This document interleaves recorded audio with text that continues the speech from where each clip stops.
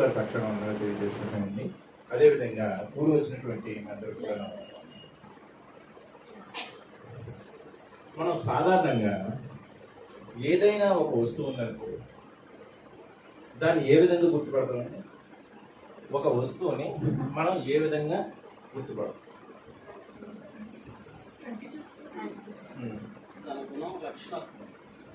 Very good. ఒక వస్తువుని మనం ఏ విధంగా గుర్తుపడతామంటే దాని యొక్క గుణ లక్షణం. ఫర్ ఎగ్జాంపుల్ క్యారెట్ ఉంది, దాన్ని చూడగానే క్యారెట్ అని మనం ఎలా గుర్తుపడతాం? Very good. దాని రూపాన్ని బట్టి, ఇంకా ఇంకా కలర్ పెట్టి, రుచి, ఇంకా చెప్పండి, రుచిని బట్టి, స్పర్శను బట్టి కూడా కొన్నిసార్లు ఒక వస్తువు యొక్క ఐడెంటిఫికేషన్. మరి ఇటువంటి గుణలక్షణాలు మనం గుర్తుపడుతున్నాం కదా ఒక వస్తువు విషయంలో. మరి దేవుని విషయంలో ఆయనకు ఉన్నటువంటి గుణలక్షణాలు ఎప్పుడైనా గుర్తుపెట్టామా? బైబిల్లో ఆది కాండం నుంచి ప్రకటన గ్రంథం వరకు కూడా దేవునికి ఉన్నటువంటి అనేక గుణలక్షణాలు రాయబడి ఉన్నాయా లేదా? ఉన్నాయి. మరి అటువంటి గుణలక్షణాలతో దేవుని గుర్తించామా? ఏంటండి, భక్తుడు అంటాడు యెహోవాను రుచి చూచి, ఎలా అంటండి? రుచి చూచి తెలుసుకోండి అంట. అదేంటండి రుచి చూడడం ఏంటి? ఇప్పుడు ఏదైనా రుచి చూడమంటారు, రుచి చూస్తావా లేకపోతే రుచిని అనుభవిస్తావా? అనుభవిస్తాం. యెహోవాని ఎలా తెలుసుకోవాలంట? రుచి చూసి తెలుసుకోవాలి. మరి దేవునికి ఉన్నటువంటి కొన్ని గుణలక్షణాలు చెప్పండి. ఆయన ప్రేమ స్వరూపి, ఇంకా దయాలత్వం, ఇంకా లిస్ట్ చెప్పి ఆశ నిగ్రహం, సర్వాంతర్యామి, వెరీ గుడ్, సర్వాంతర్యామి, పరిశుద్ధుడు, పరిశుద్ధుడు, నిత్యుడు, నిత్యుడు, చెప్పాలండి. ఇంకా ఏకే పాటి సామాన్ లాగా దడదడ వచ్చేది. ఉగ్రుడు, ఉగ్రుడు, సర్వాంతర్యామి, సర్వ వ్యాపకుడు, కనికరం గలవాడు, కనికరం గలవాడు, దయ గలవాడు, అదృశ్యుడు, అదృశ్యుడు, ఇంకా పరిశుద్ధుడు, 10,000లో అతి సుందరుడు. ఇంకా మనం అలా ఆలోచిస్తూ ఉంటే చాలా గుణలక్షణాలు దేవునికి ఉన్నాయి. ఆయనకు ఉన్న అటువంటి ఆ గుణ లక్షణాల్లో ఒక గుణ లక్షణాన్ని ఈరోజు మనం చర్చించాం. అదేంటంటే ఆయన చూచుచున్న దేవుడు. ఆయనకున్న గొప్ప లక్షణం ఏంటంటే ఎటువంటి దేవుడు అంట? చూచుచున్న దేవుడు. అది ఎంత గొప్ప లక్షణం అంటే ఆది కాండం 1వ అధ్యాయం అంతా కూడా ఆయన చూచుచున్నాడు, ఆయన చూచుచున్నాడు అని అనేక సార్లు బైబిల్ మొదటి పేజీలో రాయబడి ఉంది ఆయన యొక్క లక్షణాన్ని. చూడండి ఒకసారి ఆది కాండం 1వ అధ్యాయం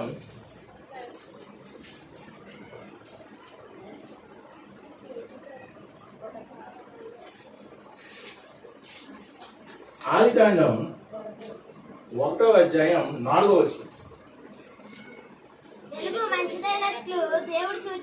చూడండి.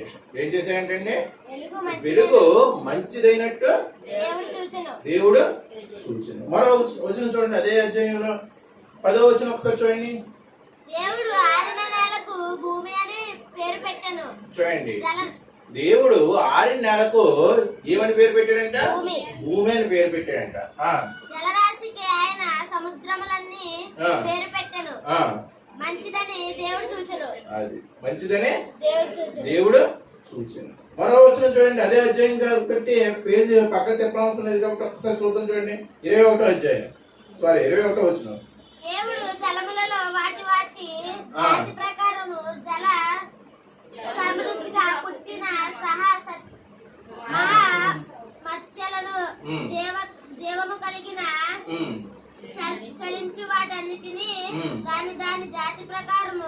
రెక్కలు గల ప్రతి పక్షిని ఆ. సృజించెను. ఆ. అది మంచిదని దేవుడు చూచెను. చూడండి ఏం చేస్తున్నాడండి? చూస్తున్నాడు ఆయన, చూస్తున్నా దేవుడు. చూడండి చివరి వచ్చిన చూడండి 31. ఆ, దేవుడు తాను చేసినది యావత్తును చూచినప్పుడు అది చాలా మంచిదై నుండెను. ఆ. అస్తమైన ఉదయమైన కలుగగా 6వ దినమాయెను. చూడండి దేవుడు తను చేసిన యావత్తు సృష్టి ఎలా ఉందంటే మంచిదై. మంచిదై అన్నది. ఎవరిచ్చారా సర్టిఫికెట్? దేవుడు ఆ? భూమి ఎవరిచ్చారండి ఆ సర్టిఫికెట్? సృష్టికి సర్టిఫికెట్ ఎవరిచ్చారు? దేవుడు ఇచ్చాడు. ఎలా ఉందని? మంచిదైనది మంచిదై. ఉన్నది. కన్ఫర్మా? మంచిదై ఉందా? నిజమైనది? మనిషి మంచి సృష్టి అంతా మంచిదై ఉందా? సృష్టి మంచిది, మనిషి మంచిది. నేను ఏమడుగుతున్నాను? సృష్టి అంతా మంచిదై ఉందా? Very good. సృష్టిలో దినాలు ఉన్నాయా? అంటే రోజులు ఉన్నాయండి? ఉన్నాయి రోజులు. ఉన్నాయి. మరి దేవుడు సర్టిఫికెట్ చేస్తాడు కదా మంచివై ఉన్నవి అని. మరి మనకి ఆ రోజు మనకి బాగలేదు, ఈ రోజు బాగలేదు, ఈ రోజు చెడ్డది, ఆ రోజు చెడ్డది ఈరోజు అని ఎందుకు పెట్టుకున్నావు? ఎందుకు పెట్టుకున్నావు అండి? ఎందుకు పెట్టుకున్నావు? మన బలహీనత, మన మూఢనమ్మకం. దేవుడు ఇలాంటి ఫ్యూచర్ లో చేస్తారని చెప్పే తను చేసిన సృష్టి అంతా కూడా యావత్తు. చూడండి అక్కడ ఎటువంటి మాట యూజ్ చేసాడండి? ఒకసారి చదవండి చివరి వచ్చిన. దేవుడు తాను చేసిన యావత్తు అంటే మొత్తం మొత్తం అంతా కూడా ఎలా ఉందంట? చాలా మంచిదిగా ఉన్నదని సర్టిఫై చేశాడు. దేవుడు సర్టిఫై చేసిన తర్వాత ఎవరన్నా అడ్డుకోగలమా? అడ్డుకొని కానీ మనం ఏం చేస్తున్నాం? మంచి రోజు చెడ్డ రోజు. ఆ? మంచి రోజు దినాలు మంచి కదా, శనివారం మంచిది కదా, సోమవారం మంచిది కదా అంటాం, బుధవారం మంచిది. ఎవరు చెప్పారు? మనిషి ఎవరు చెప్పారు మంచిది కాదని? పెద్దలు చెప్పారు. ఎవరు చెప్పారు? పెద్దలు పెద్దలు. పోనీ ఆ విధంగా ఆలోచిద్దాం. ఎవరండి ప్రపంచానికి పెద్ద? దేవుడు ఆదాము. అంతే కదా. మరి ఆదాము కంటే పెద్ద ఎవరు? ఇంకెవరు లేరు. ఎవరు? దేవుడు మనిషి ఎవరో లేరు. మనిషి లేరా? కాబట్టి ఎవరు? ఆదాము. దేవుడు. అంతే కదా. మానవ జాతిలో అందరికన్నా పెద్ద ఎవరు? ఆదాము. ఆదాము. మరి ఆదాము కన్నా పెద్ద ఎవరు? దేవుడే. దేవుడే కదా. మరి ఇప్పుడు పెద్దలు చెప్పారంటారు, ప్రపంచానికి పెద్ద ఎవరు? దేవుడు. దేవుడు. మరి ఏ పెద్దల మాట వినాలి? దేవుడు మాట్లాడారు. ఆయన ఏం చెప్పాడు? దినములు మంచిదని. దినములు చెప్పాడు. మంచిది. నేను సృష్టించిన దినాలు మంచిది. మనం ఏం చెప్తున్నాం? చెడ్డ రోజు మంచివి కాదు. ఆ రోజున ప్రయాణం చేయక, శుక్రవారం చేయకూడదు, మంగళవారం చేయకూడదు. ఇలాగా ఎన్ని ఏంటంటే మానవ కల్పితాలు, మానవుని యొక్క కలుపుతారు. బలహీనత. కానీ నిజంగా ఆయన మళ్ళీ ఒక్కసారి రెక్టిఫై చేసుకున్నాడు. తను చేసిన సృష్టి అంతా ఎలా ఉందో చూశాడు. చూసి మళ్ళీ చెప్తాడు ఏమని? యావత్తు కూడా చాలా మంచిది. ఎందుకంటే ఆయన చూసుకున్నటువంటి దేవుడు. మనం వంట చేసిన తర్వాత టేస్ట్ ఎలా ఉందో చూసుకోం లేదా? చూస్తాం. చూసి సరిపోయిందనే సాటిస్ఫాక్షన్ అవుతేనే మనకు బాగుంటుంది. ఆయన సాటిస్ఫాక్షన్ కోసం ఆయన చేసిందంతా కూడా ఆయన చూడండి లాస్ట్ వచ్చిన వాళ్ళు చెప్తున్నాడు. చేసిందంతా కూడా ఒకసారి మళ్ళీ చూసి ఇది ఇట్ ఈస్ వెరీ గుడ్ అని సర్టిఫికేట్ చేసింది. అంటే ఈ 1వ అధ్యాయం అంతటినీ కూడా ఆలోచిస్తే మనకి ఏం తెలుస్తుంది? ఆయన చూచుచున్న దేవుడు. లోకంలో దేనికి కూడా అంత విలువ లేదు. విలువ లేదండి. వారి విగ్రహాలు కన్ను నుండి చూడు, చెవులిండియో. మన దేవుడైతే మన దేవుడైతే చూచుచున్న దేవుడు.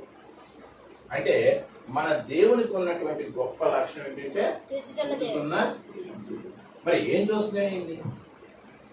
ఇప్పటి వరకు దేవుడికి ఉన్న ఒక అద్భుతమైన లక్షణాన్ని తెలుసుకున్నాం. ఆయన ఏం చూస్తున్నాడు? మన హృదయాలు. ఏం చూస్తున్నాడండి? మన హృదయాలు. చూడండి ఆయన ఏం చేస్తున్నాడు చూద్దాం. దేవుడు మనుషులను చూస్తున్నాడు. ఏం చూస్తున్నాడండి? మనుషులను చూస్తున్నాడు. చూడండి ఆదికాండం 6వ అధ్యాయం 5వ వచనం. మనం మనుషులను చూస్తున్నామా? మనుషులను చూడడం లేదా? నరులు చెడ్డతనము. ఒకసారి ఆగండి. మనం మనుషులను చూస్తున్నామా? చూస్తున్నాం. దేవుడు మనుషులను చూస్తున్నాడు.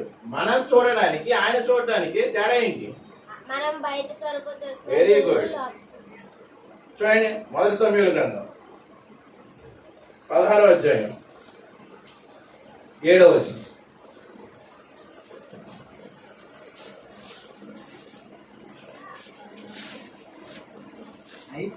అయితే యెహోవా సమూయేలుతో ఇలాగ సెలవిచ్చాడు, ఆ అతని రూపమును ఆ అతని ఎత్తును ఆ లక్ష్య పెట్టకము. ఆ మనుషులు లక్ష్య పెట్టు వాటిని ఆ యెహోవా లక్ష్య పెట్టడు. ఆ నేను అతని త్రోసివేసి ఆ. ఉన్నాను. ఆ. మనుషులు పైలోకమును లక్ష్య పెట్టుదురు. చూడండి మనుషులు దేన్ని లక్ష్య పెడతారంటే పైలోకమును మనిషిని చూసినప్పుడు, ఒక మనిషి వేరే ఒక మనిషిని చూసినప్పుడు ఏ రూపాన్ని లక్ష్య పెడతారంట? కేవలం పై రూపమే.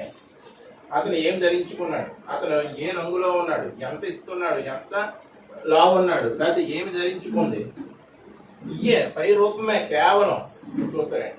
కానీ దేవుడు మాత్రం యెహోవా ఏం చూస్తాడంట? యెహోవా లక్ష్య పెట్టుకోడు. హృదయమును. అంటే దేవుడు మనుషులను చూస్తున్నాడు అంటే అర్థం ఏంటి? మనుషుల యొక్క హృదయాన్ని చూస్తున్నాం. హృదయాలని మనం మనుషులను చూస్తున్నామంటే అర్థం ఏంటి? కేవలం పై రూపాన్ని మాత్రమే చూసి ఒక అంచనాకి మనం వచ్చేస్తాం. కానీ దేవుడు మాత్రం అలా అంచనాకి రాడు. హృదయాన్ని చూస్తున్నాం. కేవలం ఆయన మనుషులు చూస్తున్నాడంటే అర్థం ఏంటంటే ఆయన హృదయాన్ని చూస్తున్నాడు. ఇప్పుడు రండి ఆదికాండం 6వ అధ్యాయం 5వ వచనం. చూడండి నరుల చెడుతనము భూమి మీద. చూడండి ఏది గొప్పదంటే చెడుతనం. ఏది గొప్పదంట భూమి మీద? నరుల చెడుతనం. ఏం గొప్పదని చెప్తుంది బైబిల్? నరుల చెడుతనం. నరుల చెడుతనం గొప్పదంట. మనం the great wall of China గొప్పదనుకుంటాం, గిజా పిరమిడ్ గొప్పదనుకుంటాం, హ్యాంగింగ్ గార్డెన్స్ వేలాడే ఉద్యానవనాలు నెబుకద్నెజర్ నిర్మించాడు కదా, ఇవి గొప్పవని ప్రపంచ వింతలుగా చెప్పుకుంటున్నాం. కానీ దేవుడు ఏది గొప్పదని చెప్తున్నాడంటే నరుల చెడుతనం గొప్పదనేది. ఎంత భయంకరమైన చెడు ఈరోజు ప్రపంచంలో ప్రబలిందంటే అంత చెడుతనం ఎక్కువైపోయింది. అది ఇప్పుడు కాదు, ఆ రోజుల్లోనే గొప్పదంట. నరుల చెడుతనం భూమి మీద గొప్పదనియో. చూడండి వారి హృదయములో యొక్క తలంపులోని ఊహ అంతయు ఎల్లప్పుడూ చెడ్డదనియో. కేవలం చెడ్డదనియో యెహోవా చూచి. ఏం చేస్తున్నాడు దేవుడు అక్కడ? చూచి. ఏం చూస్తున్నాడు? నరుల్లోనే నరుల యొక్క హృదయాన్ని చూస్తున్నాడు. అంటే దేవుడు మనిషిని చూస్తున్నాడంటే అర్థం ఏంటి? మనిషి యొక్క హృదయాన్ని ఆయన చూస్తున్నాడు. తెలుస్తుంది ఆయనకి మనిషి యొక్క హృదయ స్థితి ఆయన తెలుస్తుందా లేదా? తెలుస్తుందండి. చూడండి ఒకసారి మార్కు సువార్త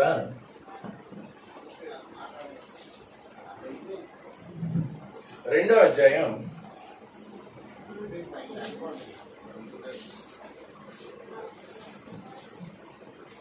2వ అధ్యాయం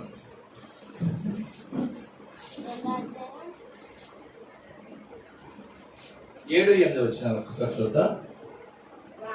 వారు ఇతడు ఇట్లుండగా చెప్పుచున్నాడు. ఎందుకు చెప్తున్నాడు? ఇట్లా ఎందుకు చెప్తున్నాడు? దేవదర్శన చేయుచున్నాడు కదా. దేవుడు ఒక్కడే పాపము క్షమించగలవాడు అవ్వడని తమ హృదయములో ఆలోచించుకునేది. చూడండి అక్కడ ఉన్న వాళ్ళు ఏం చేస్తారంట, ఇతడు అసలు ఎందుకు ఇలా చెప్తున్నాడు? దేవుడు ఒక్కడే పాపంలో క్షమించగలవాడు కదా, ఇతను క్షమిస్తాడు, నేను క్షమిస్తానని ఇతను ఎందుకు చెప్తున్నాడని బయట అనుకున్నారా? ఎలా అనుకున్నారంట? వారి హృదయంలో ఏం చేస్తున్నారంట? ఆలోచించుకుంటున్నారంట. తర్వాత వారు తమలో తాము ఇలాగున ఆలోచించుకునుట యేసు వింటేనే తన ఆత్మలో తెలుసుకున్న వీర్లాంటి సంగతులు మీ హృదయంలో ఎందుకు ఆలోచించుకున్నారు? వాళ్ళు హృదయంలో అనుకుంటున్నారు ఈ మాట. ఆయనకి ఎలా తెలుసుకున్నాడంట? ఆయన ఆత్మలో తెలుసుకున్నాడు. ఒకరి హృదయంలో ఉన్నటువంటి ఆలోచన వేరొకరు చెప్పగలమండి? మీ హృదయంలో ఉన్న ఆలోచన నేను చెప్పగలనా? నా హృదయంలో ఉన్నటువంటి ఆలోచన మీరు బయట పెట్టగలరా? లేదు, సాధ్యం కాదు అది. కానీ దేవునికి సాధ్యమేనా? అంటే ఆయన ఏం చూస్తున్నాడంట? నరుల యొక్క హృదయం. ఆ నరుల యొక్క హృదయంలో పుట్టేటువంటి తలంపు, పుట్టేటువంటి ప్రతి ఆలోచన చూస్తున్నాడు. చూడండి, కీర్తన గ్రంథం 11వ అధ్యాయం. కీర్తన గ్రంథం 11వ అధ్యాయం 4వ వచనం. యెహోవా తన పరిశుద్ధాలయములో ఉన్నాడు. ఎక్కడ ఉన్నాడంటండి దేవుడు? తన పరిశుద్ధాలయంలో ఉన్నాడంట. యెహోవా సింహాసనమునకు ఆకాశమందు ఉన్నది. ఆయన నరులను కనులారా చూచుచున్నాడు. తన కను దృష్టి చేత ఆయన వారిని పరిశీలించుచున్నాడు. ఆయన నరులని కన్నులారా చూస్తున్నాడు. ఏదన్నా ఒక దాన్ని కన్నులారా ఎప్పుడు చూస్తామండి? అదంటే మనకి అమితమైనటువంటి ఇష్టం ఉన్నప్పుడు, మనకి ఒక అమితమైనటువంటి ఇష్టం ఉన్నప్పుడు కన్నులారా చూస్తాం. ఆయన కను దృష్టి చేత, ఆయన కన్నులారా చూస్తున్నాడు. ఆయన కను దృష్టి చేత ఏం చేస్తున్నాడంట? నరులను పరిశీలిస్తున్నాడు. మనం ఏం చేస్తున్నాం? ఇంట్లో సీసీ కెమెరాలు పెట్టుకుంటున్నాం. ఏం పెట్టుకున్నామండి? ఎంతవరకు పని చేస్తుంది? మహా అయితే మనం వీధి చివరి వరకు అదే పని చేస్తుంది. అంతేనా? ఒక 100 మీటర్లు, అంతేనా? కానీ బైబిల్ చెప్తుంది యెహోవా కను దృష్టి లోకమంతా ఏం చేస్తుందంట? సంచరిస్తుందంట. ఆయనకు మరుగైంది ఏది కూడా లేదు. చూడండి, మన కను దృష్టి ఎక్కడి వరకు కనబడుతుంది? మన విజన్ పవర్ అంతే అండి. 1 కిలోమీటర్ చూడగలమా? కిలోమీటర్లు దూరంలో పెట్టినటువంటి వస్తువుని గమనించగలమా? అవి గమనించలేక సీసీ కెమెరాలు పెట్టుకుని అది జూమ్ చేసి చూస్తున్నాం కదా, అంతే కదా. కానీ దేవుని యొక్క కను దృష్టి ఆయన పరలోకంలో ఉండి చూస్తే ఆయన పాతాళంలో మరుగైంది ఏది లేదా. అటువంటి కను దృష్టితో ఆయన ఏం చేస్తాడంట? నరులను చూస్తున్నాడు, నరులను పరిశీలిస్తున్నాడు. ఎందుకు పరిశీలిస్తున్నాం? మనం ఏదైనా ఒక వస్తువుని ఎందుకు పరిశీలిస్తాం? అది ఎలాగుంది, బాగుందా బాగాలేదా, అదే బాగుందా బాగోలేదా, మంచిగా ఉందా చెడిపోయి. మరి దేవుడు నరులను పరిశీలిస్తున్నాడంటే అర్థం ఏంటి? మనుషుల యొక్క నడవడికనే దేవుడు పరిశీలిస్తున్నాడు. దేని చేత? ఆయన యొక్క కను దృష్టి చేత పరిశీలిస్తున్నాడు. దేవుడు ఏం చూస్తాడంటే మనుషుల యొక్క హృదయాన్ని చూస్తాడు. ఇంకా రెండవదిగా మనం ఆలోచిస్తే దేవుడు మనుషుల యొక్క వ్యక్తిత్వాన్ని చూస్తాడు. ఏం చూస్తాడండి? మనుషుల యొక్క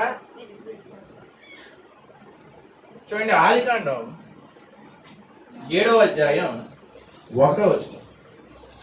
ఆదికాండం 7వ అధ్యాయం 1వ వచనం. యెహోవా అంటే దేవుడు ఇలా అంటున్నాడు అన్నమాట. ఈ తరం వారిలో నీవే నా మొదటి నీతిమంతుడివై ఉండుట చూచుతిని. నీవే నా ఎదుట నీతిమంతుడివై ఉండుట. చూచుతిని. ఈ మాట దేవుడు ఎవరితో చెప్తున్నాడండి? ఎవరితో చెప్తున్నాడండి? యోహాను. యోహానుతోనా? కాదు. ఏ యోహాను? బాప్తిస్మ ఇచ్చే యోహానా లేకపోతే శిష్యుడైన యోహాను? యోహాను కాదు. నోవాహు. నోవాహుతో నోవాహు. చెప్తున్నాడు. వారు. ఏమని చెప్తున్నాడు? నీతిమంతుడై ఉండుట చూచుతిని. ఈ తరంలో నీవే నా ఎదుట నీతిమంతుడివై ఉండుట. చూచుతిని. అంటే తరానికి ఒక్కడు. ఏంటండి? తరానికి ఒక్కరు. తరంలో ఎంతమంది ఉంటారు? చాలా మంది ఉంటారు. ఒక్క తరంలో ఒక జనరేషన్ ఎంతమంది ఉంటారండి? వేల మంది. అప్పుడు ఇప్పుడంటే కోట్ల మంది, అప్పుడంటే జనాభా తక్కువ కాబట్టి వేల మంది అనుకోవచ్చు, లేకపోతే వందల మంది అనుకోవచ్చు. కానీ ఒక్క తరంలో ఎంతమంది నీతిమంతులు ఉన్నారంట? ఒక్కడు. దేవుడు ఒక్కరు. తన కనుదృష్టి చేత చూసినప్పుడు, తన కనుదృష్టి చేత పరిశీలించినప్పుడు తరానికి ఎంతమంది నీతిమంతులు ఉన్నారంటే? ఒక్కడు. ఒక్కడు. ఆ ఒక్కడెవడు? నోవాహు. One and only. ఎవరండి? నోవాహు. నోవాహు. మరి ఇంకెవరో నీతిమంతులు లేరా? లేదు. ఒక్క నోవాహే. నీవే నీతిమంతుడివి, నీవే నా ఎదుట నీతిమంతుడిగా కనబడ్డావని దేవుడు చెప్తున్నట్టు. ఏ విధంగా చెప్పాడు? చూచి పరిశీలించి. అంటే దేవుడు మన వ్యక్తిత్వాన్ని కూడా ఏం చేస్తున్నాడు? చూస్తున్నాడు, గమనిస్తున్నాడు. అటువంటి వ్యక్తిత్వం మనకు ఉందండి? ఉంది. లేదు లేదు. నోవాహు వంటి వ్యక్తిత్వం ఉందా? లేదు. లేకపోతే ఒక యోగు వంటి వ్యక్తిత్వం ఉందా మనకి? లేదు. ఆ? లేదు. మరి ఆయన పరిశీలిస్తున్నప్పుడు మనందరం ఎవరో దొంగలమేనా? దొంగలు. ఆ? దొంగలమే కాదా? దొంగలు. ఎందుకు? ఎందుకంటే ఆయన అనుసరిస్తామని మనం ప్రామిస్ చేసి ఎక్కడ చేసాం? బాప్తిస్మం ఇచ్చినప్పుడు. ఆయన్ని రక్షకుడిగా స్వీకరిస్తున్నాం, ఆయన అనుసరిస్తామని మనం ఏం చేసాం? ప్రామిస్ చేస్తాం. ప్రామిస్ చేసి ఏం చేస్తున్నాం? బయలుదేరు. అలా ఉండలేకపోతున్నాం. మాట మీద నిలబడలేదు. మాట మీద నిలబడలేకపోతున్నాం. మన వ్యక్తిత్వాన్ని దేవుళ్ళో రోజు రోజు పెంచుకోలేకపోతున్నాం. మన వ్యక్తిత్వం రోజు రోజు మంచిదవుతుందండి, రోజు రోజు చెడ్డదవుతుందా? రోజు రోజు మనిషి యొక్క వ్యక్తిత్వం చనిపోతుంది. ఏమవుతుంది? తగ్గిపోతుంది. మనిషి యొక్క వ్యక్తిత్వం మానవ మృగం అని రాస్తాడు. మానవ మృగం ఏంటి టీవీలో? అంటే మనిషి ఎక్కడి నుంచి ఎక్కడికి వెళ్ళిపోయాడు? మృగానికి మనిషి నుంచి మృగానికి వెళ్ళిపోయాడు అంటాడు. వ్యక్తిత్వం ఆ స్థాయిలో దిగజారిపోయి. అంటే సింపుల్ గా అక్కడ ఉన్న తరంలో అందరూ ఎటువంటి వారు? మృగం వంటి వారు. నోవాహు ఒక్కడే నీతిమంతుడు. చూడండి ఎంత ఖచ్చితంగా దేవుడు చూస్తున్నాడు మనిషి యొక్క వ్యక్తిత్వం. మరి ఈ చూపు నుండి, ఈ కనుదృష్టి నుండి మనం తప్పించుకోగలమండి? తప్పించుకోలేము. అప్పుడు వచ్చినటువంటి జలప్రళయం కంట భయంకరంగా ఉంటుందంట. ఇప్పుడు ఉన్నటువంటి సృష్టి నాశనం కొరకు ఎలా నిల్వ చేయబడింది? అప్పుడైతే జలప్రళయం ద్వారా నాశనం చేశాడు. ఎప్పుడైతే పేతుపత్రికలో చెప్పాడు కదా, అగ్ని చేత నాశనం చేస్తాడు. అగ్ని చేత నాశనం కావడానికి నిల్వ చేయ. చూడండి మనిషి యొక్క వ్యక్తిత్వాన్ని ఆయన పిన్ టు పిన్ అంత కూలంకషంగా పరిశీలిస్తాడంటే అంత కూలంకషంగా పరిశీలిస్తాడు. పరీక్షణ మనకిది నెగ్గగలమనే విశ్వాసం ఉందండి? ఉందండి? ఉందా? ఉంటే ధన్యులమే. అంతటి విశ్వాసం ఉంటే ధన్యులమే. చూడండి యోహాను సువార్త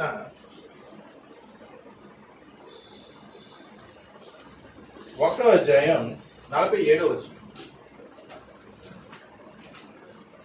యేసు నతనయేలు తన యొద్దకు వచ్చుట చూచి. చూడండి యేసు నతనయేలు తన యొద్దకు వచ్చి అప్పుడు చూచి, ఇదిగో నిజముగా ఇశ్రాయేలీయులు ఇతని యందు ఏ కపటము లేదని అతని గురించి చెప్పాను. చూడండి అంత గొప్పగా చెప్తున్నాడు. నతానీయేలు అంటే యేసు దగ్గరికి వస్తున్నాడంట. ఇది అతన్ని అడ్రస్ చేస్తూ దేవుడు ఏం చేస్తాడంట, ఇదిగో ఇతడు నిజమైనటువంటి ఇశ్రాయేలు, ఇతడు నిజమైనటువంటి ఇశ్రాయేలు, ఇతని యందు ఏ కపటమో లేదు.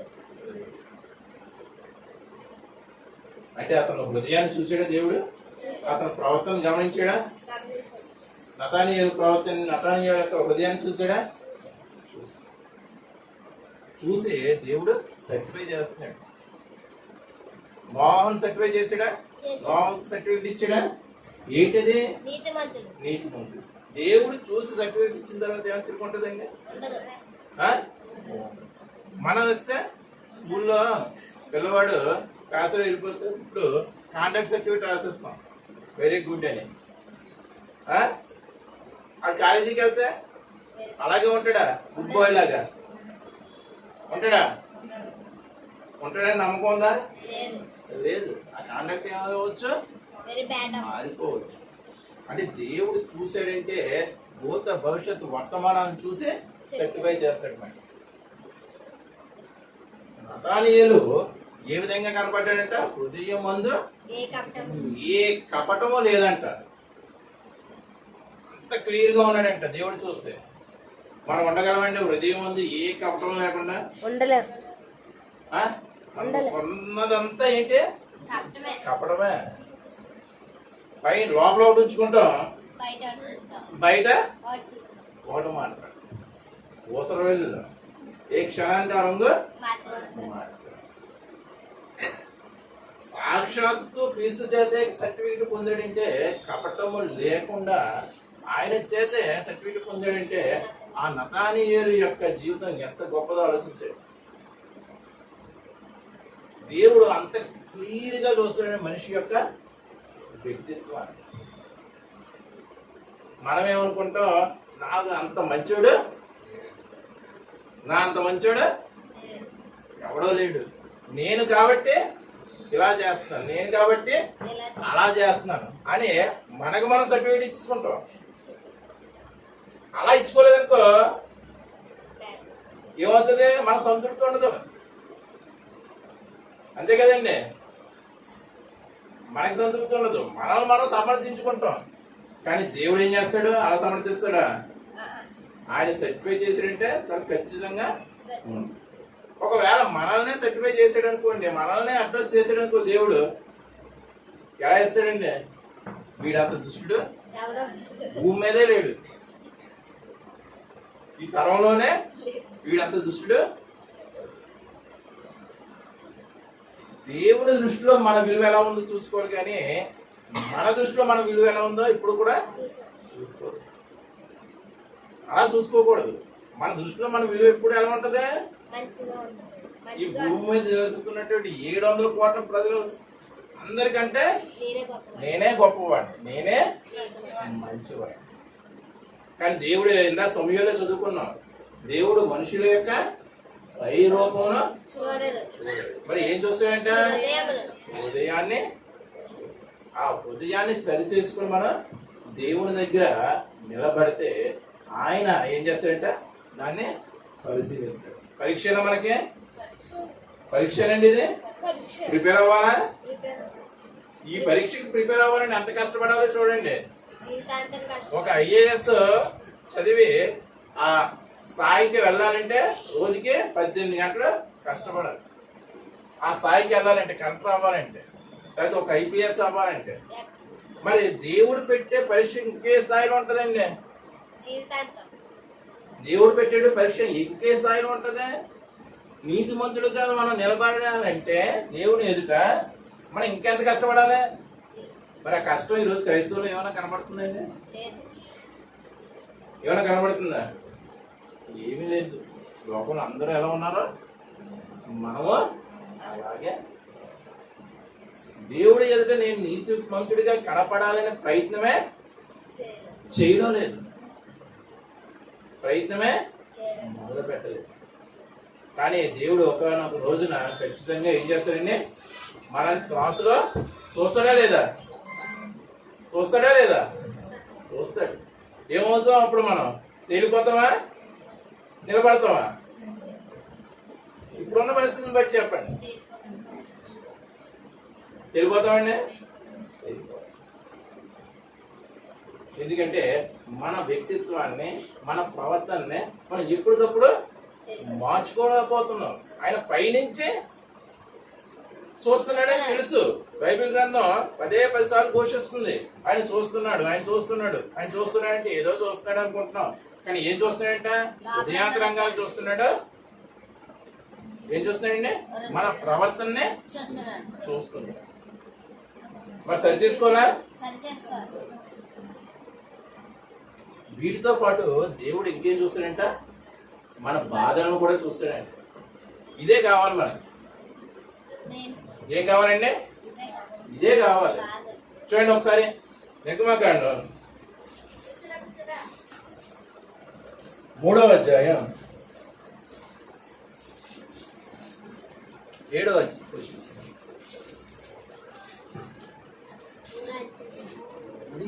మరియు యెహోవా ఇట్లని నేను ఐగుప్తులోనున్న నా ప్రజల బాధను నిశ్చయముగా చూచితిని. చూడండి, నేను ఐగుప్తులో ఉన్నటువంటి నా ప్రజల బాధను, అప్పుడు భూమి మీద ఉన్నటువంటి జనాంగాల్లో దేవుడు ఏర్పరచుకున్న ఒక ప్రత్యేక జనాంగం ఇశ్రాయేలు జనాంగం, దేవుని ప్రజలు. నా జనాంగాన్ని నేను చూచితిని, వారి యొక్క బాధను నేను చూచితిని. ఏంటి ఇశ్రాయేలు బాధ?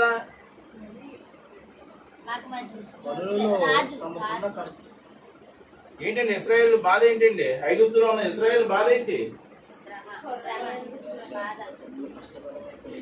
ఏంటండి చెప్పండి. పనుల కష్టం.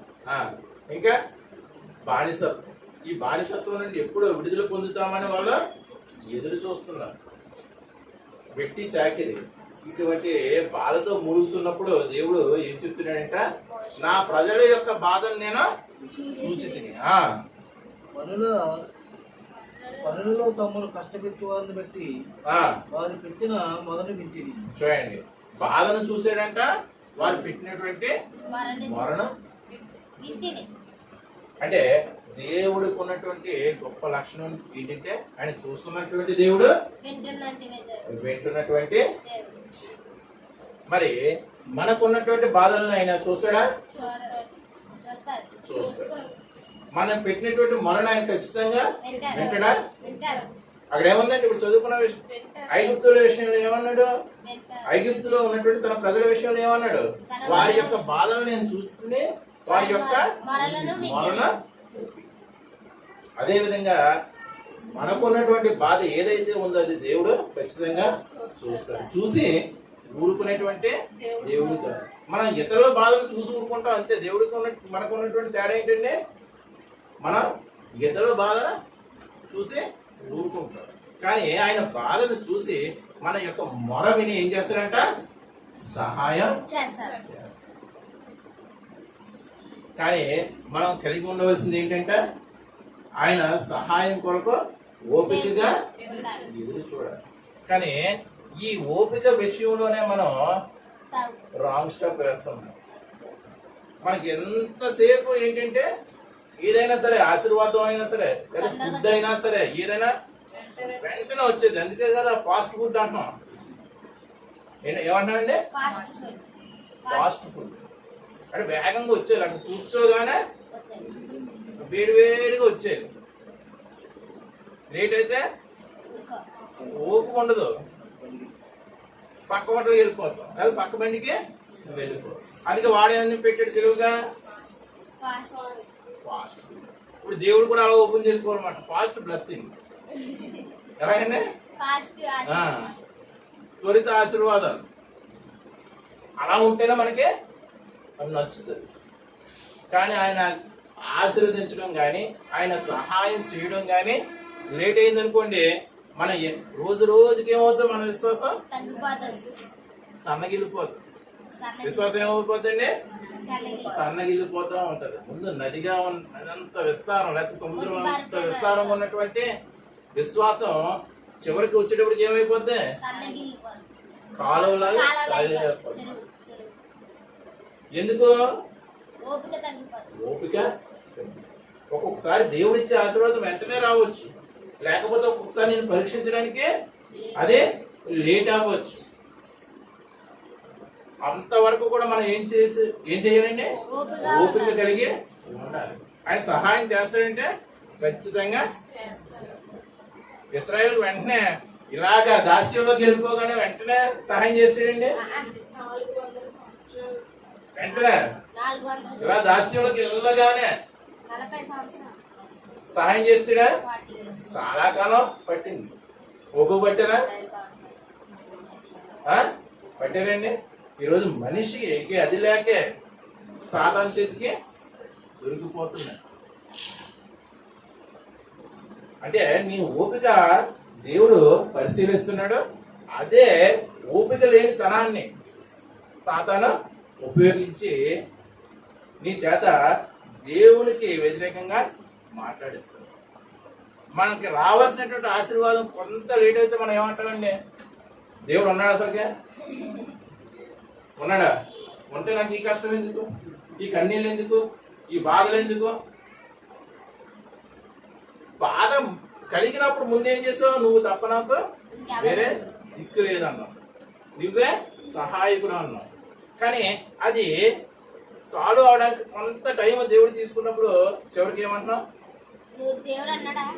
నువ్వు లేవే. యోబు అన్నాడండి. యోబు అన్నాడా? భార్య సాధారణ రూపంలో వచ్చేసింది. వచ్చేసి ఏమంది? నువ్వు విడిచిపెట్టవా? ఏం విడిచిపెట్టవు? యథార్థతను, ఓపికనండి. ఓపు యోబుకు ఓపిక ఉందా లేదా? అంత ఓపిక పెట్టాడే కాబట్టి చివరికి ఏం పొందుకున్నాడు? రెండింతల ఆశీర్వాదం. ఊళ్ళంతా గురుకులు గోపుకోవడానికి, చిల్ల బెంకుతో గోపుకోవడానికి కూడా ఎక్కడ కూడా ఏం లేదు, గ్యాప్ లేదంటే. భార్య వచ్చేసింది సాధారణ రూపంలో. ఈ దేవుణ్ణి దూషించి యెహోవా ఇచ్చెను, యెహోవా సమస్త మహిమ దేవునికి కలుగునుగాక. మనమైతే ఏం చేస్తాం? వెంటనే దూషించేస్తాం. అలాగే అది రానవసరం లేదు. అదే అలాగే సాతాను శోధించేటువంటి స్థాయి మనకు లేదండి. ఉందనుకుంటారా? నన్ను సాతాను శోధించేస్తుంది అని అంటూ ఉంటాం మనం. కానీ సాతాను కూడా శోధించాలంటే ఒక స్థాయి ఉండాలి. ఒక అబ్రహాం లాంటి స్థాయి, లేకపోతే ఒక యోబు లాంటి స్థాయి ఉండాలి. ఇప్పుడు అయస్కాంతం ఉందండి, అయస్కాంతం ఉంది. చిన్న చిన్న ఇనప రోజున అంతా ఏమవుతుంది? ఇలా నిలబడితే అయస్కాంతం వెళ్ళి అతికిపోతాయి. అది కష్టపడవసరం లేదు అయస్కాంతం. మనం కూడా అంతే, సాధారణ కష్టపడవసరం లేదు, వెళ్ళి దానికే మనకు అతికిపోతాం. ఇదే అయస్కాంతం బీరువా అక్కడ ఉందనుకో, బీరువా వచ్చేద్దా? వచ్చేద్దండి. అయస్కాంతమే వెళ్ళాలి. దాని స్థాయి వేరు, దీని స్థాయి వేరు. అది పెద్ద ఇనప మొక్క, మనం చిన్న చిన్న ఇనప గుండె సూదులు చూడండి, ఇలా లేచి వచ్చేస్తూ ఉంటాయి. అంటే సాతాను శోధించడానికి కూడా ఒక స్థాయి ఉండాలి. మనం ఏమంటాం? సాతాను శోధించేస్తాడు, సాతాను అడ్డుకున్నాడు, ఇలా అంటూ ఉంటాం. కానీ సాతాను శోధించడానికి కూడా ఏముండాలండి? ఒక స్థాయి. ఆ స్థాయిలో మనం ఉంటే అప్పుడు అది కూడా దేవుని యొక్క పర్మిషన్ తీసుకున్నాడా లేదా? యోబుని శోధించడానికి తీసుకున్నాడు. మన అత్తమాడు ఇంకా సాతాను శోధించేస్తున్నాడు అనుకుంటున్నాడు. మనమే శోధకులం. ఏంటండి? ఎవరిని శోధిస్తాం మనం? సాతాను మనం శోధిస్తుంటే మనం ఎవరిని శోధిస్తాం? దేవుణ్ణి శోధిస్తాం. చూడండి, ఆయనకు ఉన్నటువంటి గొప్ప లక్షణం ఏంటంటే చూచుచున్న దేవుడు. అంత చూచుచున్న దేవుని దగ్గర ఎంత నిష్కలంకంగా ఉండాలండి, ఎంత యథార్థతగా ఉండాలండి, ఎంత పవిత్రంగా ఉండాలండి. ఆయన చూస్తున్నాడంటే అది మనకి ఏంటి? పరీక్ష. నీ చల్లని చూపులతో ఒక్కసారి నన్ను చూడవా అంటాం మనం. ఆ చల్లని చూపుల్లో ఏముంది? నీకు పరీక్ష ఉంది. ఉంది. అది గ్రహించాలి మనం. దేవుడు మనిషికి ఖచ్చితంగా సహాయం చేస్తాడు, చేసి తీరుతాడు. కానీ ఆయన సహాయం పొందుకోవడానికి మనకి ఆయనకి ఒకటి అడ్డుగా ఉందంట. సాతాను మనకి ఆయనకి ఏమంటే అడ్డుగా ఉందంట. ఆ అడ్డు అయితే యెషయా భక్తుడు చెప్తున్నాడు చూడండి, అది చూసి ముగించుకుందాం. యెషయా గ్రంథం 59వ అధ్యాయం 1వ వచనం.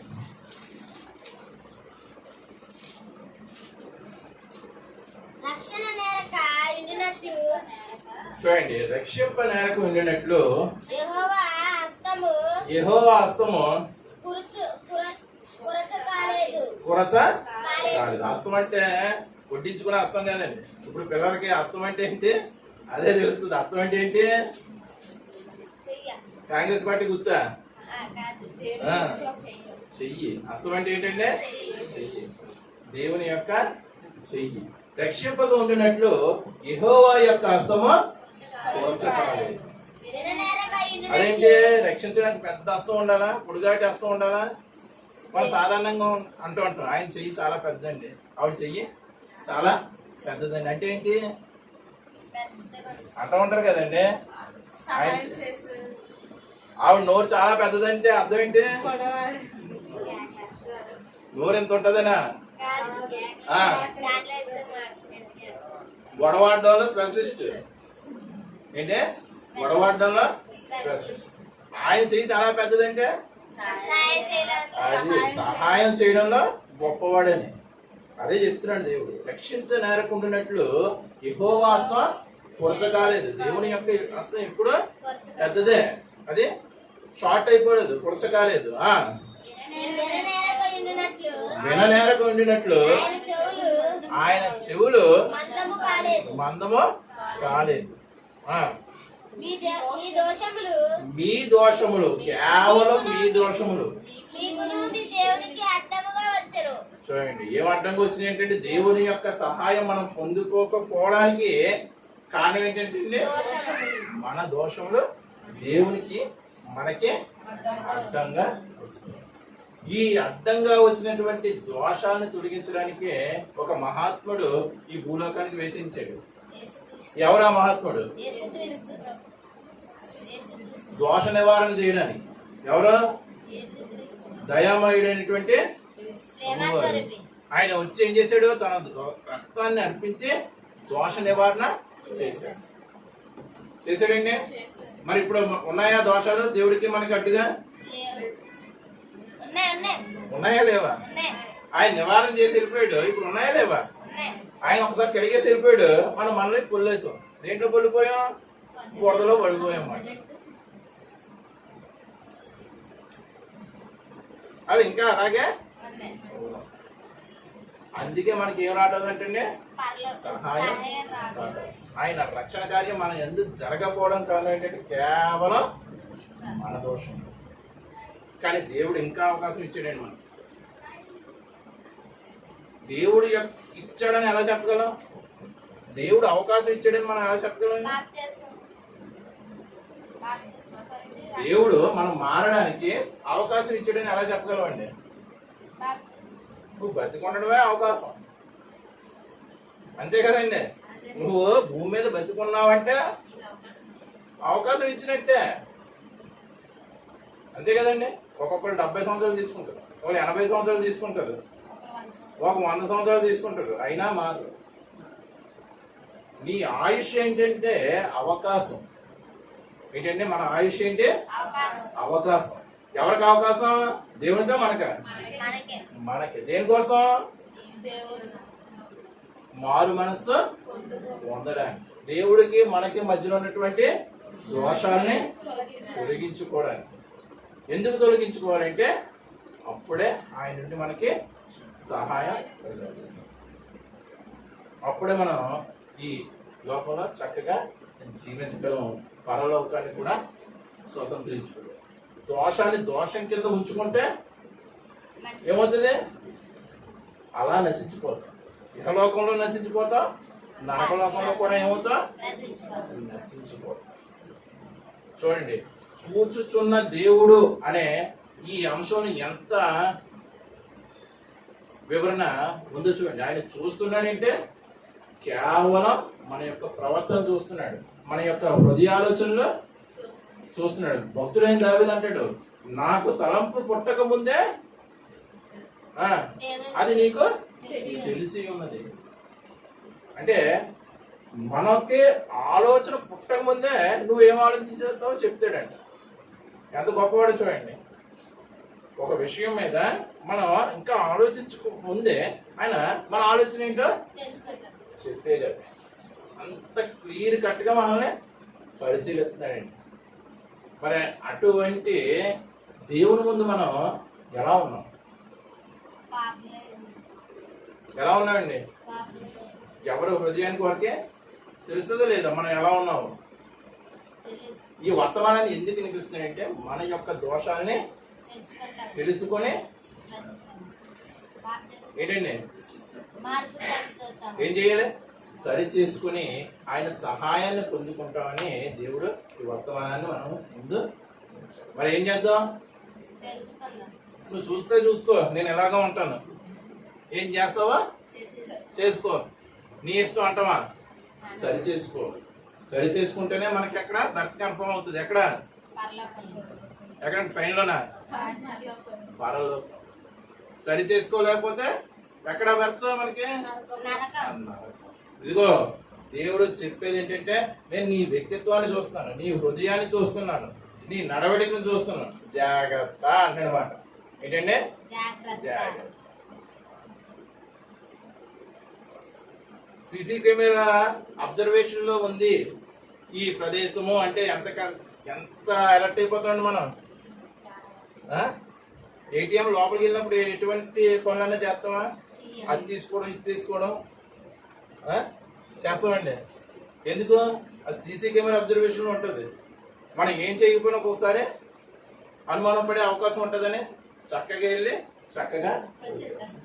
మరి దేవుడే పెద్ద సీసీ కెమెరా, ఆయన మరుగైంది ఏది లేదు. మరి ఆయన దగ్గర ఉండకపోతున్నాం ఏంటండి? ఇక్కడైతే ఒక క్షణం నువ్వు డబ్బులు తీసుకుని వచ్చే వరకు ఉంటే చాలు, కానీ నీ జీవితాంతం ఉండాలి ఇక్కడ. ఇది ఎంత గొప్ప పరీక్ష చూడండి. ఏంటండి ఎంత గొప్ప పరీక్ష చూడండి. ఏదో 40 రోజులు చేయడం, ఒక 20 రోజులు చేయడం చాలు. క్రైస్తవ్యం అంటే ఏంటి? జీవితాంతం అంతవరకు ఓపికగా ఏం చేయాలి? పరిగెట్టాలి. దేని కొరకు? జీవ కిరీటాన్ని. అంత గొప్ప భాగ్యం మనకుందండి. ఎప్పుడు సహించ. అందుకే మన ప్రవర్తన సరి చేసుకోవడం మన అవసరంలో లేదు. మన ప్రవర్తన సరి చేసుకోవడానికి కూడా మనం ఎవరి యొక్క సహాయాన్ని అర్థించాలి? దేవుని యొక్క సహాయాన్ని.